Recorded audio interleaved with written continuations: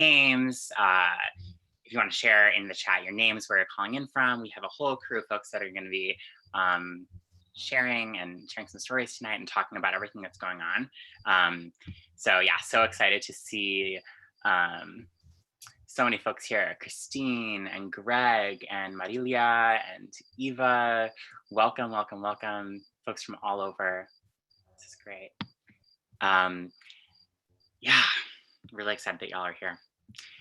Well, we're here tonight because, yeah, the climate crisis is bearing down on our communities right now as we speak, and specifically in response to the fires in the West that have burned more land, literally, than the entire state of New Jersey combined. Like, that's literally the whole state of New Jersey. And in Oregon, like over 500,000 people have been told to evacuate, and like dozens have already died. And at the same time, the Midwest is suffering from like a historic derecho, and in the Gulf, Hurricane Laura just like recorded some of the like strongest winds ever, historic flooding. And this is like all happening as COVID and white supremacy continue to like take more and more lives in this country. I know for me, I am coming into this call really feeling the weight of this moment right now. And I also really want to welcome people in if you're feeling that alongside me. And I also want to welcome those that are like trying to tune some of this stuff out because it's so overwhelming. Want to welcome in those that are joining from the West who maybe still can't leave your home because the air is so bad. Want to welcome the family members that I have in Pensacola, Florida, actually, that experienced the really intense storms firsthand. Want to welcome people for whom, despite everything in the news, the climate crisis feels really far away because of everything else that's happening in the world. I want to make sure that you're welcome here too. So I want to welcome everyone into this call, and want to invite people to really share in the chat what or who else you want to welcome into this space tonight. Who do you want to invite in? Who do you want to welcome?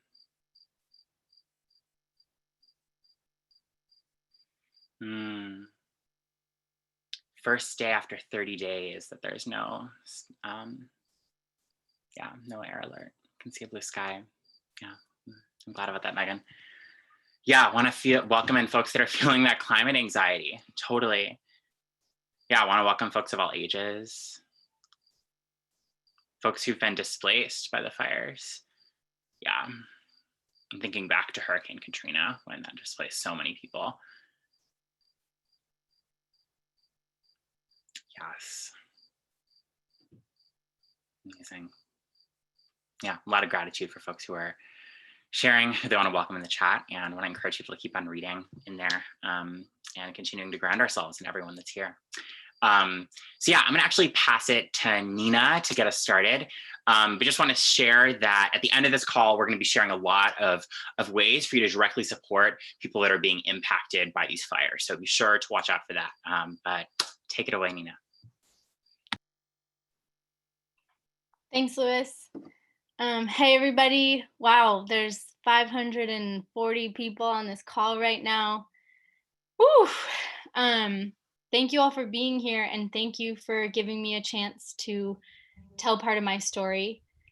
First, I just want to say that I was born and raised and am currently standing on Chochenyo Ohlone land that was tended beautifully by the Chochenyo Ohlone people for thousands of years.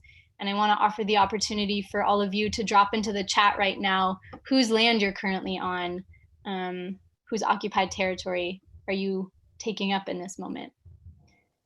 Yeah, I'm seeing a lot of different people's lands.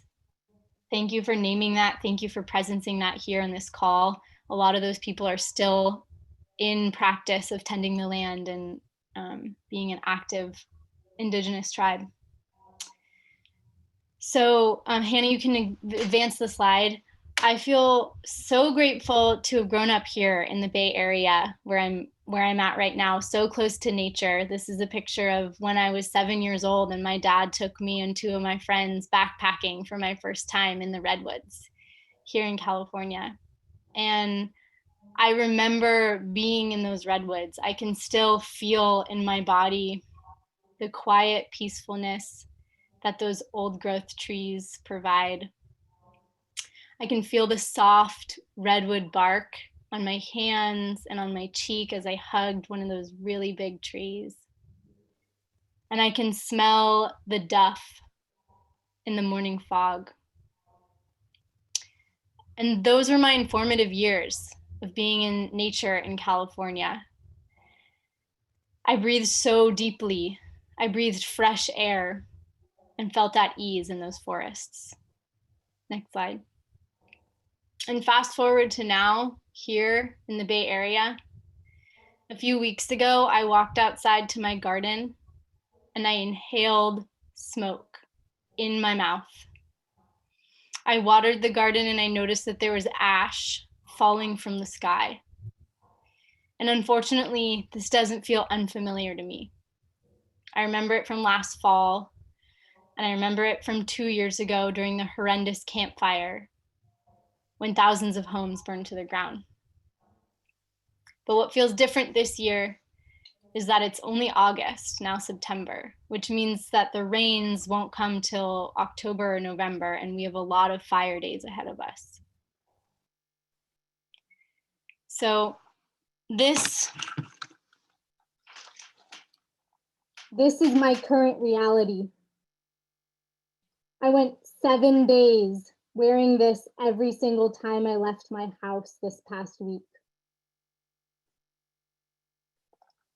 And that scares me. It scares me to see that mask on my face because it makes me realize the apocalypse is here. And I am wearing that mask, and so are my loved ones. Last week, the sky was literally orange. I brought my dog out for a walk, and we couldn't see more than 100 feet in front of us because the ash was falling from the sky. And I was born here and raised here, and never in my life have I worn an N95 mask or had a fire season like we do now. But luckily, I am privileged and I have the resources to buy this kind of mask. I have internet and a phone service where I can look up what the air quality is like outside and know if I can go outside or not. And not everyone has that privilege.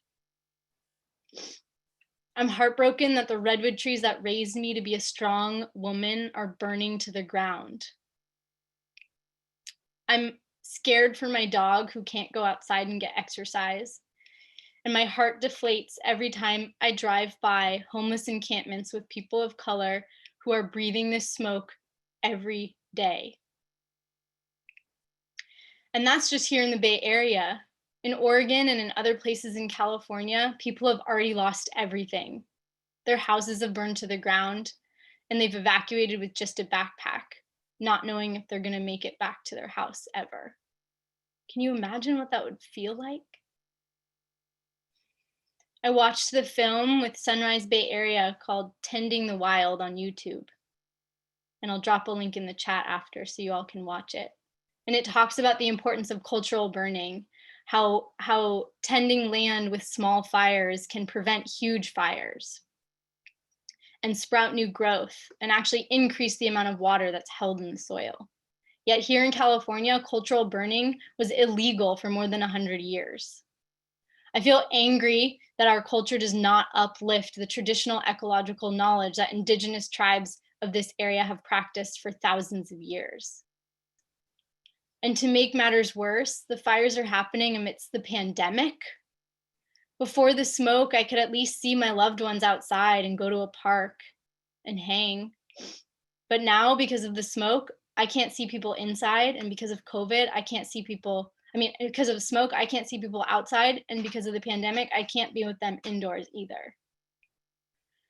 So for those of you who are tuning in from outside of the West Coast, if you do have fresh air, send some encouragement right now into the chat. Send us West Coasters your prayers of rain. We need it. It is hard to not be able to go outside, to not have the freedom of fresh air. I'm sick of COVID and I'm sick of smoke. I'm feeling angry and I'm feeling sad. The redwood trees that my dad took me to, they have literally burned down. I'm feeling the need for change, and we can't let Trump win. And we have to flip the Senate. The literal survival of our planet is in our hands, and we have to fucking get out there and go. Lewis, I'm going to hand it back to you. Thanks, Nina. Yeah, can we send some love to Nina in the chat? Some prayers for rain, some love for Nina. Yes, thank you so much, Nina, for sharing a little bit about what the situation is like right now in California and so much of the west part of this country. Yeah, like I said, my name's Luis, and there are many things that like personally draw me to this fight for Green New Deal. One of them is knowing that like no matter the situation that I'm in with my family, that I'll always have that under a Green New Deal, I'd always have access to good, high quality healthcare and to like safety and dignity at home and in the workplace. So that's one of the things that brings me into this fight and that grounds me in it. And yeah, when I think about this election, when I think about the fires, think about it as both a moment of a lot of loss, and also think ahead to this election, like Nina said, as actually an opportunity to really change paths right now and to actually sort of point ourselves in a direction of survival. And yeah, a world where that free healthcare for all that I'm fighting for is actually possible. So if we defeat Donald Trump, defeat Mitch McConnell, and come January, we're gonna have a new Congress with a really critical opportunity, a window in the first half year to enact the first parts of the Green New Deal as the next Congress is like coming into session and starts to work through this like long list of issues that have been really neglected for the past 4 years. And we will have an opportunity that only comes around for movements that are doing the hard and the slow work of transforming the nightmare of our current world in the kind of like into the like society that we are fighting for and that we deserve. Like this is, yeah, a real opportunity that only comes so often. And I just want to say, like, we've seen the ways that we've actually been able to force Biden's feet to the fire, right? Biden did not start off the 2020 presidential race with a stellar climate plan. In fact, Sunrise literally gave him like a red F in 2019. But it is a testament to the power of people on this call, of this movement, that he's actually upped his game and now has the most ambitious climate plan of any Democratic nominee in history. And in many ways, actually even bolder than Bernie Sanders' climate platform in 2016. Such a testament to the power of this movement. Biden is now calling for 100% clean energy by 2035, to create 2 million jobs in energy efficient infrastructure and vehicles, solar, wind energy, and lots of like climate fighting technology. And Sunrise and the environmental justice movement have made economic and racial justice core to his climate platform. And in fact, his plan actually promises an environmental justice fund for communities hit hardest by the climate crisis. And historically marginalized people are getting priority, basically, to those 2 million jobs. So just want to really celebrate this, because this is like incredible. And everyone who played a big role, a small role to make this shift should be incredibly proud, and should feel ready for the road ahead, because we know that it's not going to be enough just to like have him like talk the talk. We have to make him walk the walk after we win some power at the ballot box. So we need to be ready to really hold his feet to the fire and raise hell if he starts walking back on his promises. We need to build a movement that's capable of actually making that shift. So this fall, we're going to be needing to work with our sister movements like Movement for Black Lives, United We Dream, Dream Defenders, March for Our Lives, and many more to not only defeat Trump, but also to usher in a new phase of American politics.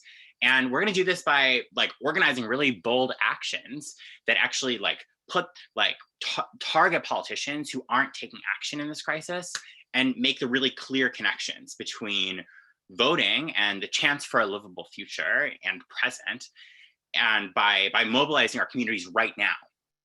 And by doing that, we're not only going to shift the narrative to help win the election, but we're actually going to build an even bigger movement so that we're so much stronger heading into election day and beyond. That way, no matter what happens, and we need to be prepared for a scenario where Trump tries to steal the election. No matter what happens, we're ready to go and show up in what will be a historic moment. And right now, y'all, we have 47 days until that election. We have 47 days to do this, to get there. So yeah, who's feeling that urgency? Who's feeling that readiness? Who's feeling that groundedness? Drop a star in the chat if you're feeling ready, feeling it. Yeah, all of us. It's going to take all of us to make this happen. Great. Okay, cool. Feeling really inspired.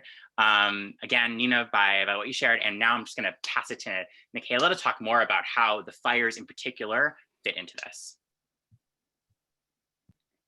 Luis, you're such a great MC for these calls. I always love being on them with you. Yeah, my name's Michaela. I use she, her pronouns, and I live in San Diego. And I think like many people on this call, I'm joining pretty heavy. The climate crisis, it feels like it's closing in on every part of my life. Hurricane Sally, barreling in on the Gulf Coast, and my family lives there in Escambia. And to talk to my dad, because he's talked to them and tells me that they didn't know how bad it would be, and that they just hid in their homes while their windows shook and floodwater literally coming through the house. And my aunt's house in Talent, Oregon, burned to the ground with the rest of the town. And here in San Diego, the air's all right today, but I've spent the past 3-4 weeks just being covered in smoke. And I think what's hardest for me about this moment is that I look to my parents and I see the grief and the fear in their eyes. And it's this feeling that we all know being young, this existential fear of climate change, but to see them feel that themselves and to look to me for some kind of hope and assurance. And I honestly, I don't know what to tell them. So I'm feeling a lot right now. And I think that sometimes it's important to just let yourself feel it. And in addition to all this climate grief, I'm also feeling really angry at the politicians, both sides of the aisle, quite honestly, who are not showing up and being the leaders they need to be in this moment, who seem to care more about pleasing the pocketbooks of big oil, their donors, than the survival of ordinary people all around this country. I feel so clear-eyed. I feel like I've always thought that I felt the weight of the crisis, but it wasn't until these past few weeks that I know what we need to do in the next 47 days before this election. We have to do everything in our power to remove Trump from office so we can put an end to this crisis and this madness. It's all consuming. It's just too much. And if you're on this call, you're probably already there with me. Yeah, like, yeah, Nikayla, climate change is important in this election. We know, we're here.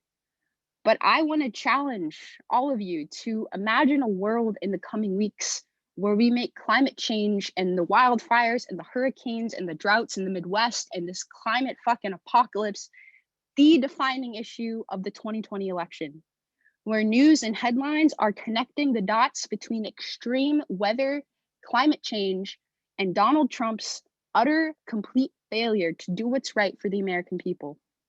So imagine instead of this election being about Antifa or some imagined threat like Trump wants, but we make this election a referendum on Trump's failures on climate change, on his failure to protect us from COVID and his choice to send us to the unemployment lines instead of passing the economic relief that we need. our need for a Green New Deal.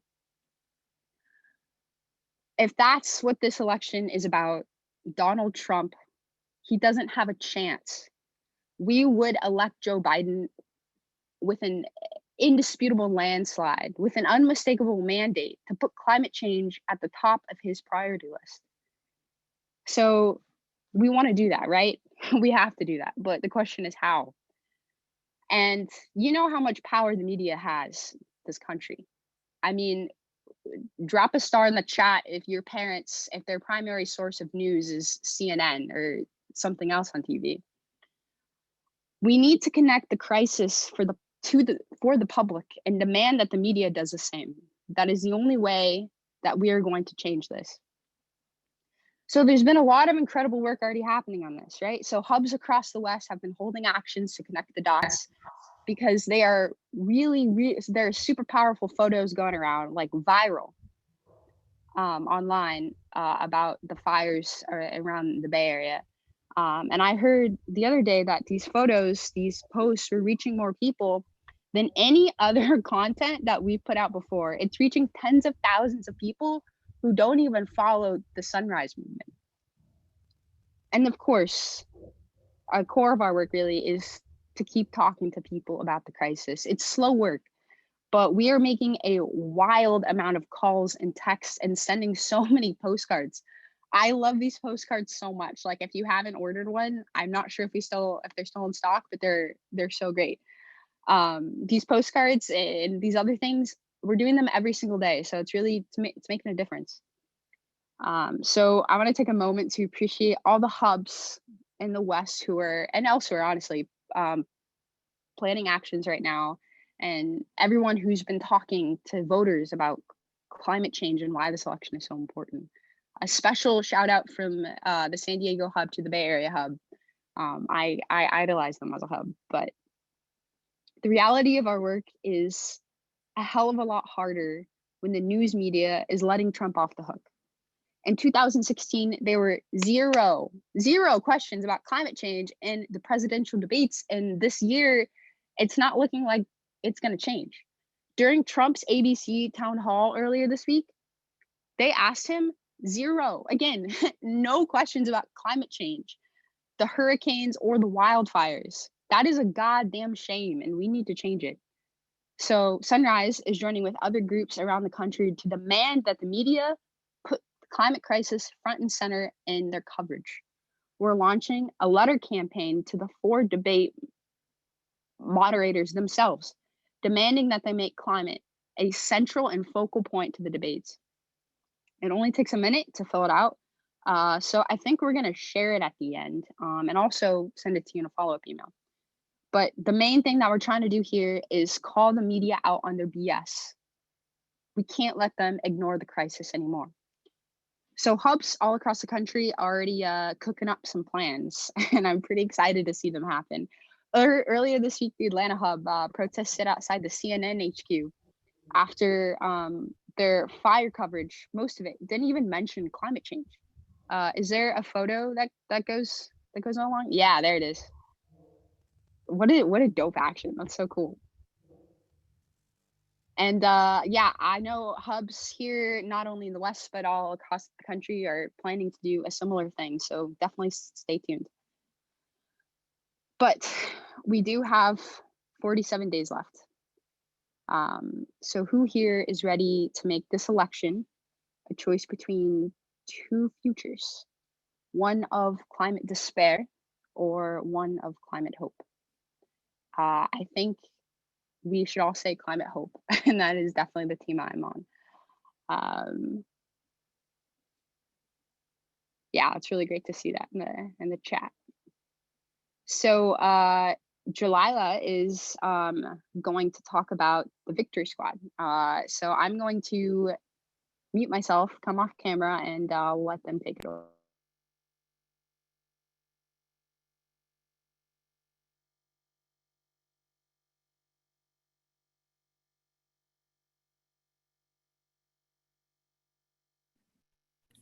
Hi, sorry.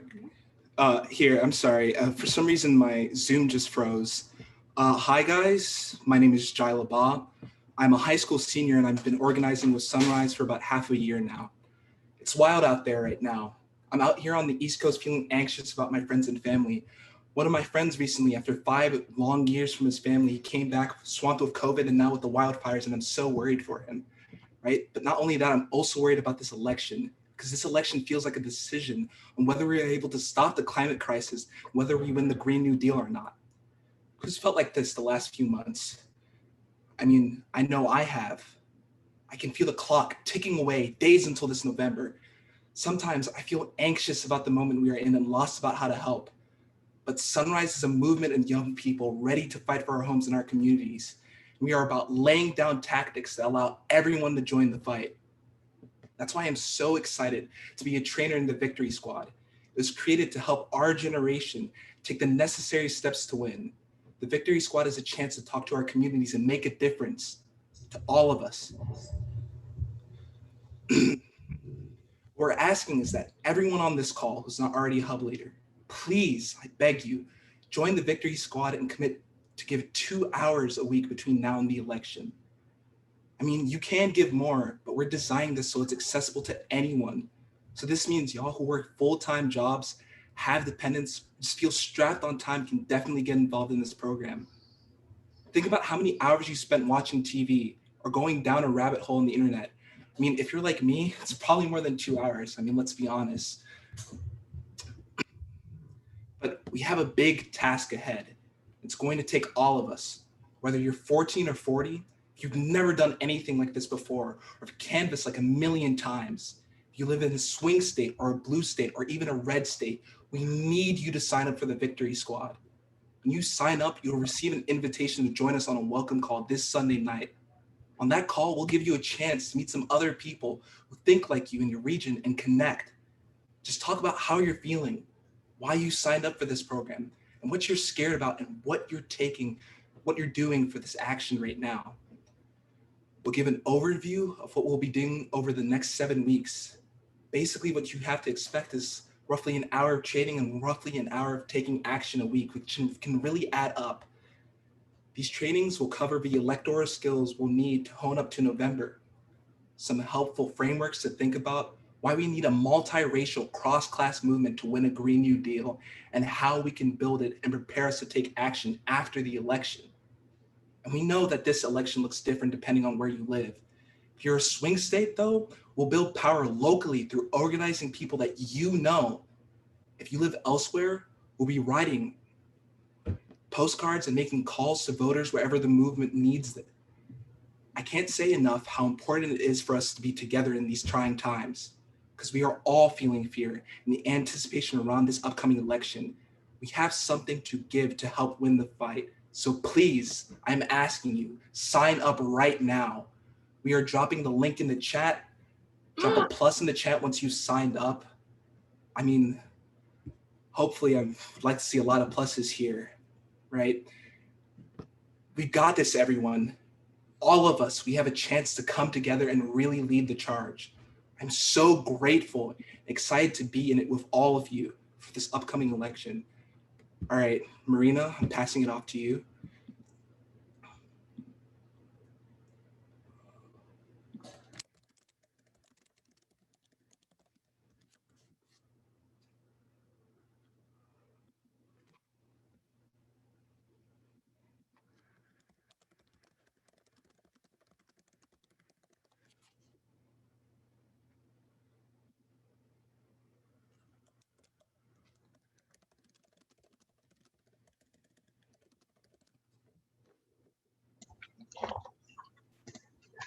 I'm sorry, I don't know if Hi. it cut out. No, you're Hello. good. Hi, Jila. Okay. Hi, everybody. Varshini here. I am I'm not Mariana, but I am Varshini, and I am one of the co-founders of Sunrise and currently serving as the executive director. And I feel so blessed to be with all of you here tonight. And frankly, I'm just feeling like I'm reeling from and feeling really humbled by the stories that I just heard from Nina and Luis and Nikayla and Jila. Like, y'all are so powerful. You are the future, and I just felt so right there with you every moment of everything that you were sharing with us. So thank you for that. I want to share a really quick story with y'all tonight. You know, one of the most formative moments of my life was when I was 11, and I watched I don't know if some of you might remember this. It was back in 2004, but I remember watching the 100-foot waves of the 2004 tsunami completely destroy the coast of Southeast Asia. And I remember being locked onto my TV screen, watching as people who looked like me, half a world away, and so many animals were swept away by each set of these huge, like skyscraper like waves. And I remember still like being haunted by the climb of that death toll, right? Like 50,000 to 100,000 to 200,000 lives, and seeing the number rising on the little ticker in CNN every day without end. And I'm a child of two South Indian immigrants. I know that these communities, they didn't have that much to begin with. And the survivors were left with virtually nothing. And I watched all this pain and devastation on a scale that was unimaginable to me. And all I could do was watch from my TV. I couldn't do anything about that crisis when I was a child. But I'll say watching that happen and feeling so powerless at that time is the exact reason why I fight to stop climate change every single day. I know I couldn't live with myself if I didn't pour my life into preventing harm and violence on that scale from happening. And truly, it gives me so much hope that every single one of you on this call is making that choice too. And we're already seeing that devastation happening, right? We've watched as the media covers the shock and horror of these disasters, and politicians share their thoughts and prayers, although some of them not even that, but it's 2020, and we frankly need way, way more than that. And we deserve leaders. We deserve leaders who will have the guts to stand up to the oil and gas lobby and say what's really going on and demand action. And we need them to bring the energy of the movement into the halls of Congress to win the legislation that will prevent catastrophic harm to our communities. And so that is like, I feel like some of the most inspiring work that Sunrise has done this year has been being able to endorse and campaign for so many amazing candidates. Jamal Bowman, Marie Newman, Cori Bush, Ed Markey. I mean, if y'all have your favorites, I want to see them in the chat, because these folks have inspired so many millions of people around the country. And each of these candidates, they're like literal legends in their own right, and they're going to be our champions in the fight for the Green New Deal in Congress next year. And so we know that we can make the biggest impact in these elections when we're laser focused on the places where our movement specifically can really throw down. And we saw this in the primaries this year, right? Y'all, we just helped nearly double the size of the squad. We just defended our movement dad, Ed Markey, our force to be reckoned with, badass phone banking team helped lead us towards making 80% of the total dials that got Jamal elected. Like teenagers on Zoom just kicked out a 31-year incumbent who didn't give enough of a damn about the climate crisis. Like that is power right there. And when Sunrise endorsed Ed Markey last year, we were one of the only groups to do that. And he was down by 17 points. So thanks to all of you, thanks to young people with Sunrise and students for Ed Markey and like thousands of other people throwing down around the country, we transformed that race and we won. That is the power of young people. And we can do that shit again in the general election. We got to keep growing the number of Green New Deal champions, and we're going to take out some of the worst Republicans in Congress. And so tonight is actually really special. One of the candidates, Audrey Denny, actually represents a district that was ground zero in the 2018 fires. And last year, maybe some of you might have participated in this, but I and several others went on tour across the country to share the vision of a Green New Deal alongside dozens of organizations in communities across America. And on this tour, we stopped by Chico, California, in a district that experienced some of the worst of the 2018 wildfires. I met Audrey Denny, who is just an absolutely fantastic woman. She has experience in agriculture and farming. She's an educator. She joined me on my visit to Magalia in Paradise, California, which is a place, a town, Paradise, California, that saw a population decrease from 20,000 to 1,500 people because of the fires.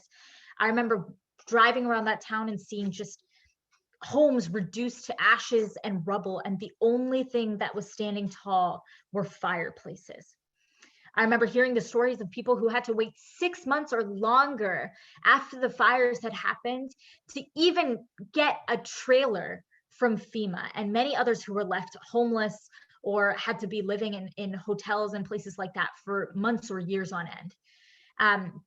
And, you know, as I was walking through and Audrey and others were showing me the damage that happened, once again, even though we were months and months away from the actual fires themselves, I saw tears in her eyes.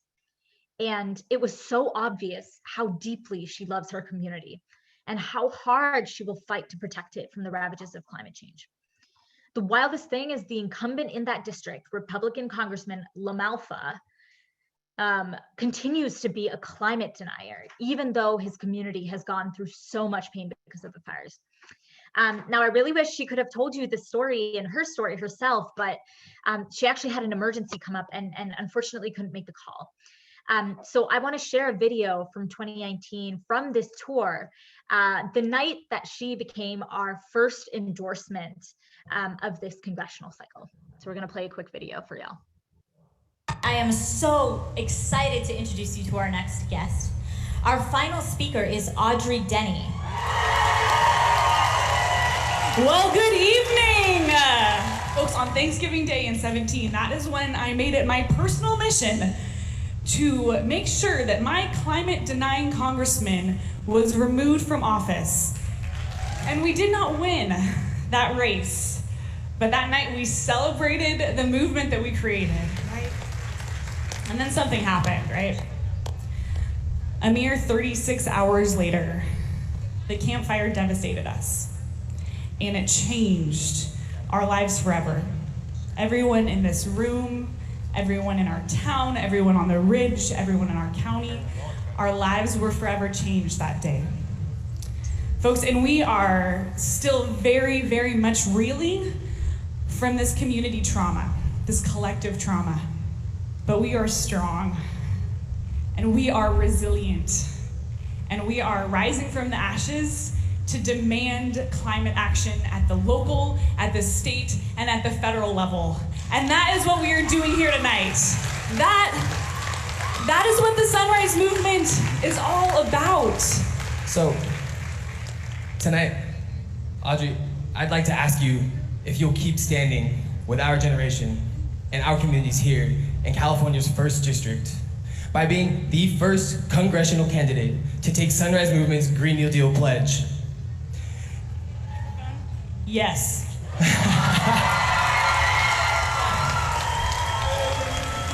I am also extremely humbled and excited to announce that given Audrey's extreme tenacity and courage to fight, because she understands how farmers and ranchers and rural communities are a part of the solutions to combating the climate crisis, because she has been here since day one, in the fallout of the campfire and also on the road to recovery. We are so excited to say that Sunrise Movement's first endorsement of the election cycle will be to Audrey Denny! Yeah,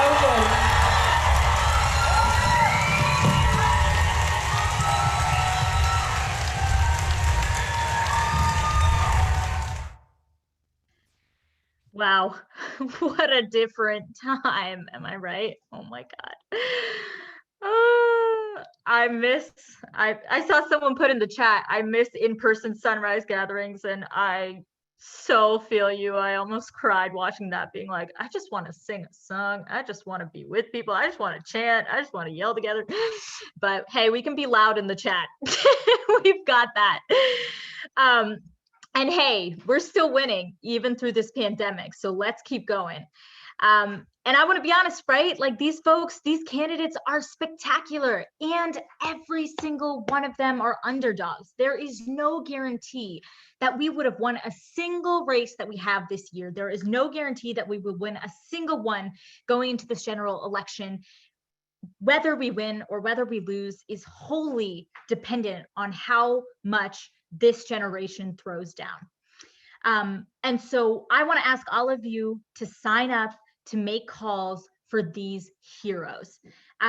Folks are going to drop the link in the chat one more time. And I want to be clear, this is something that anybody can do. I love what Jila said. It doesn't matter if you're 14 or you're 40. It doesn't matter if you've phone banked 1,000 times in your life or this is the first time. You are welcome. You are here. You are powerful. You can do this. And I'm going to pass it now to Mariana to share a bit more about what it actually looks like to phone bank so you can get a sense. Thanks, y'all.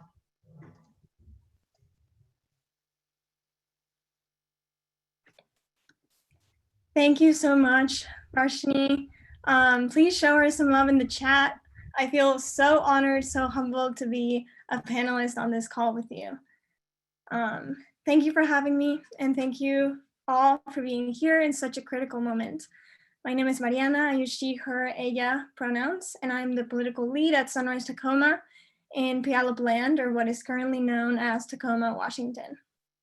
I'm also a phone bank facilitator with the force to be reckoned with. Again, thank you, and hola to my fellow Latinos on this call. I feel very welcomed in this space because I know that all of you feel the same sense of urgency that I feel. So first, I want to tell you all a bit more of how I'm processing what is happening here in Washington State. I have been lucky to call the West Coast home for 6 years now. I love the West Coast natural beauty, its cultural diversity, and I love my Latino community, whom I have relied on when I missed my home the most back in Mexico City. As a guest on this land, I've also been able to admire Washington's beautiful outdoors and learn more about the Coast Salish tribes that have lived in balance with their ecosystem, nurturing and taking care of the land and animals. Washington has so much to offer in its beauty, but now all we can see of this beautiful land is fire and smoke. The air quality here has been at dangerous levels every day. Schools have had to close this week, and we have been told to stay inside. I'm gonna be honest, the smoke has made me feel so tired every day. I have had a sore throat in the mornings, a congested nose, numerous headaches throughout the days, and I'm scared because we don't know about the effects of breathing this dangerous air. I also feel a lot of grief for all of the people who have lost their homes and loved ones. I feel grief for the brave firefighters risking their lives. And I feel grief for the wildlife fleeing this human-caused disaster. I have also been feeling anxious and stressed, and I yearn to be outside to let out all of my emotions by going on a run or a bike ride, because, you know, that was the one thing keeping me sane this pandemic. But the fires took that coping mechanism from me. Even then, I know I'm one of the lucky ones, because aside from the various nightmares I've had, I know I won't have to evacuate and I can be safe in my house with my housemates and partner. It's hard not to feel selfish for my own sadness because I know my privilege. And I know that while I stay inside of my home, Washington's houseless community, essential workers, farm workers, immigrants, and marginalized communities of color are suffering the greatest from all of the disasters that we are living in. And that is why I feel called to fight for my community and bring change. In this election, we have the power to change the future of the West Coast, and specifically Washington's dependency on fossil fuel projects. This November, environmental champion Beth Dolio will face the former mayor of Tacoma, Marilyn Strickland, in the race for Washington's 10th district. This is our opportunity. We have the power to center this race for the whole nation to see, and we need your help. Beth's opponent, Marilyn Strickland, represents the corporate interests she prioritized in her time as the mayor of Tacoma. She violated the Medicine Creek Treaty with the Puyallup tribe by allowing the Port of Tacoma to build a liquefied fracked gas storage facility on native land. On the other hand, our Green New Deal candidate, Beth Dolio, has been a climate activist her whole life, working with the Washington conservation voters and climate solutions, as well as representing Washington's 22nd legislative district. I need all of you to join me in fighting for Beth Dolio, and California needs your help too, to fight the climate crisis in their home state. So we need you to sign up to phone bank for Beth and Audrey Denny. I will tell you, phone banking is easy, but I won't lie. I also am nervous every time I do it, but it only gets better every time. So Sunrise has amazing trainers and facilitators from the Force to be Reckoned With team, and they are helping our local hubs to host our own phone banks. If you've never phone banked before, don't worry. You will learn everything there is to know about talking to voters, using the dialer, and information about voting by mail and early voting. So if you're ready to elect these Green New Deal champions and stand up for our communities being destroyed in this climate crisis, sign up to phone bank right now. There's people dropping the links in the chat. Please sign up to phone bank for Beth Dolio and Audrey Denny right now. So once you've signed up, drop a plus in the chat. Yes, thank you, Sydney. Thank you, Phoebe. Thank you, Olivia. Thank you, everyone. There's so many pluses. I'm so excited to see all of you at our phone banks. It really means so much to have all of your help in these moments. And with that, I will finish. Thank you so much for having me. Gracias a todos. La lucha sigue y el pueblo unido jamás será vencido. Thank you, Sunrise.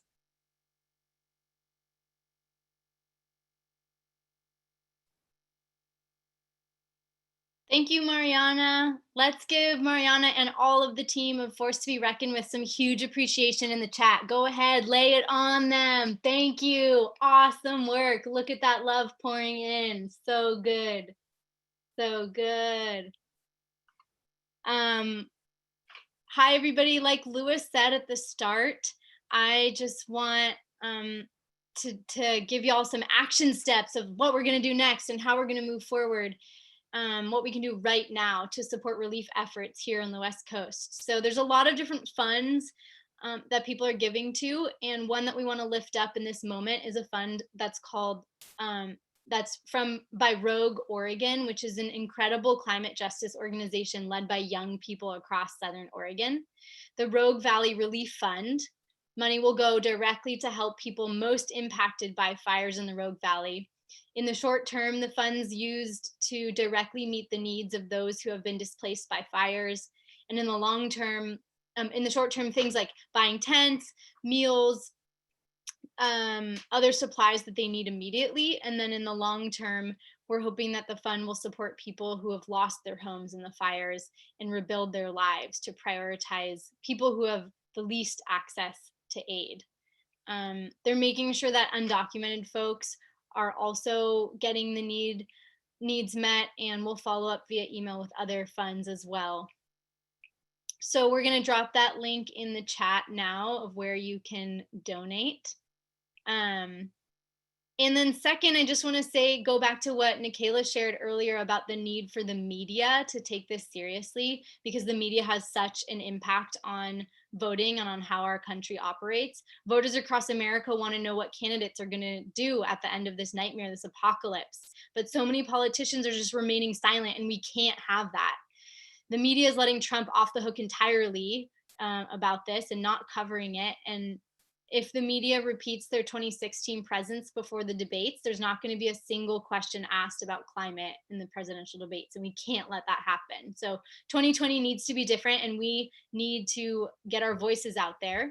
So if you want to help change that, we've put together a toolkit, and we're going to drop that link in the chat to send a message to the moderators and networks of all of the debates.